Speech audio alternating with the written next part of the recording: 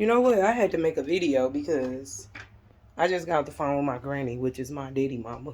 Her name is Beatrice. And we was just talking about like family dynamics, family ties, spirituality, love, family, and I was just telling her like I'm feeling some type of way and I don't know what the emotion is behind it, but I just feel like cutting off my daddy and all of his siblings because this, like I said, who I'm talking to is my daddy mother. And, my daddy's side of the family, excuse me. Hold on, because I've been a little under the weather since I got back from the Bahamas. Hold on. That's why I'm looking a little rough, but I don't care. Wait a minute. Hold up. Okay, I'm back. But, so yeah, I was just talking to my granny about, like, how I'm finna cut my daddy off, and I'm like, how did she do it over the years? And just I'm trying to shrink a 45-minute conversation and a 50-year problem into like a 3-minute video. But here's the thing: my daddy, his brother, his sister, they are living in complete and total past trauma. It's the only thing that they're cleaving to. They don't have no intention on repairing it, fixing themselves to, move forward and thrive in society right now as a people in their 60s. And so me coming into this new dynamic, which is in their life because now I'm down here in Houston, it's I was excited about it at first, only because I'm around my people, and then I didn't know that the goodness that was coming from it was me being able to come face to face with some characteristics about myself that I didn't know where it came from until I got on this side of the family. I'm like, oh, that's where they come from. You know what I'm saying? So that right there kicked me into overdrive in regards to like me really truly horning in on who I am. So I'm able to see the things about myself that I really didn't like and deal with it, and on a deep level too, on an internal level. So, and so with that being said, it I'm setting these boundaries. I'm setting these boundaries because I'm no longer allowing people the opportunity to come into my life or have me in their life and them not honor and cherish my existence. Because for me, that's what I do for people. And so if I'm around you and you not honoring who I am and my presence and just me being present, because when you great, you don't just surround yourself around anybody. And my daddy side of the family, trash.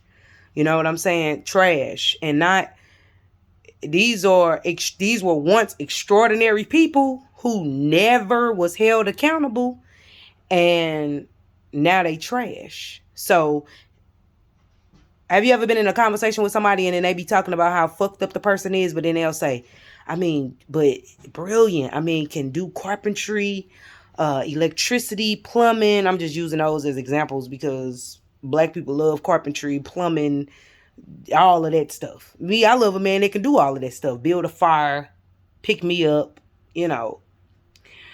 rub my butt, things like that.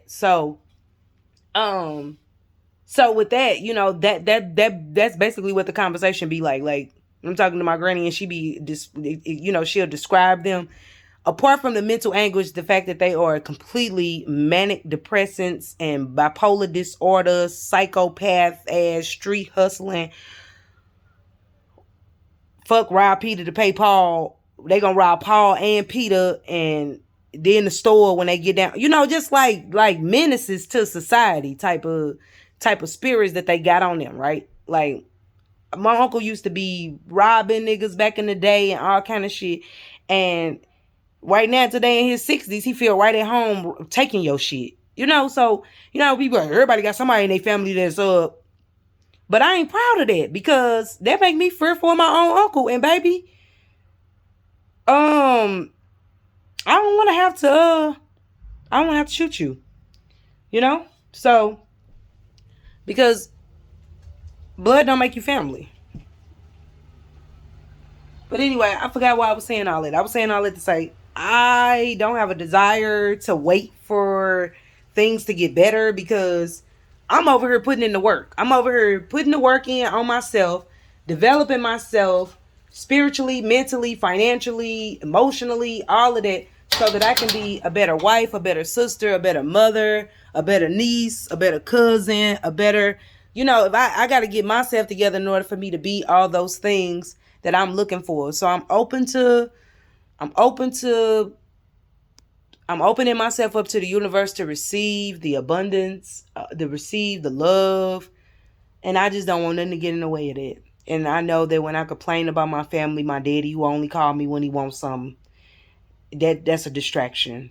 My Uncle Tony calling, trying to get me to give him money to do something before he actually do it. That's a distraction. My T Leslie calling me, complaining about 50 years ago how my grandmama wasn't shit and she wasn't a good mother.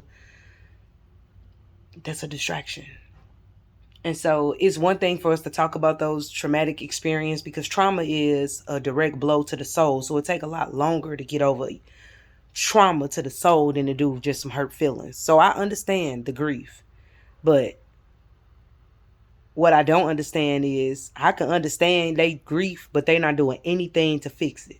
So it's like they are okay with saying, well, my mama wasn't there for me. My Uncle Tony. Well, I was slow and I was in resource and I wasn't smart, and I had this eye and my eyes was cockeyed and your daddy, he had slept with the only girl that liked me when we was 6. And they 60. My lips are dry. I'm looking rough, but and my daddy, hey baby girl, you think you loan me a couple of dollars or some more? My daddy don't never pay money back. But when I tell you he ain't nowhere in life, he only be having a couple of dollars. One day he asked me for $5. $5. 5. So I blocked him today. I blocked my uncle today. And the next person I'm going to block is my T. Leslie.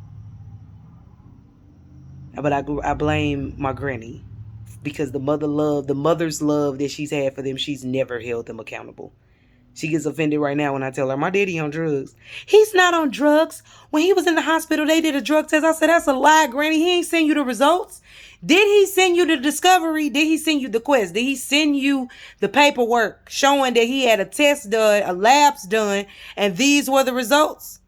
No, but I said, well, okay then. You can't be getting on here trying to go back and forth with me. To be continued.